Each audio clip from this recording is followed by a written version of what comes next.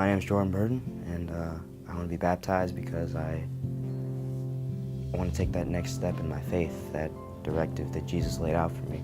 Grew up in a Christian home when I was younger. Went to church regularly with my parents. I knew what it was like what God was about, but I didn't know what that relationship aspect was. And I just kind of went through the motions, and then my grandma passed away, I want to say about 5 years ago, and I just really began to question what God even was. Why would he do that? Why would he put me through something that difficult? And I just kind of fell away from the faith. One day my friend Noah Harper, he asked me if I wanted to go to church, and I was like, sure, I'll go. I like church, it's kind of fun. And he brought me with him and his mom. And when I walked in, I heard the music, and I was like, what is this? I grew up in a Baptist church. Music was a lot different. Preaching style was a lot different. I'm like, I've never heard any music like this in my life.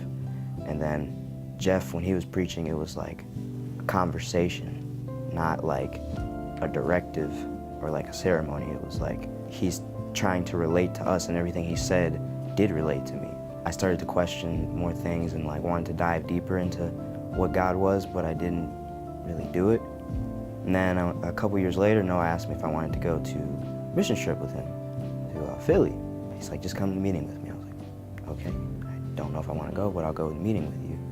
And he said, the trips are just a great experience. I was like, okay. And he's like, you should go. And I was like, it looks good for colleges, I guess I'll go. They like to see volunteer work and all that.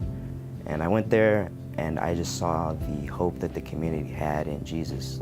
I didn't necessarily have that hope, but I saw the hope that they had, and how even in the midst of their struggles, they still loved God.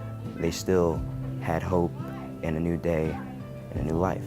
It made me want to form a relationship with God the way they had it. So I came back home.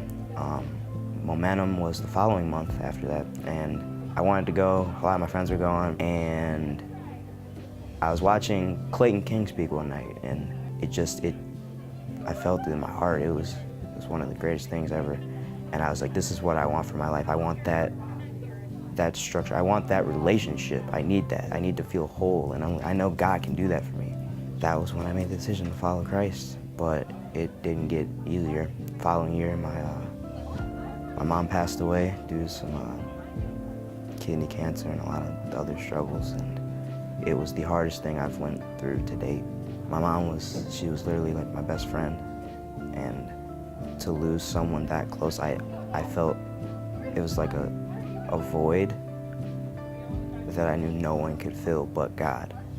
So I didn't turn away from God. I dove deeper into him. I remember the moment I found out she passed away, I just went and prayed. I cried and I prayed. It was exactly what I needed. And from that point forward, it's been a difficult road. It hasn't gotten easier, but I've learned how to deal with it with God.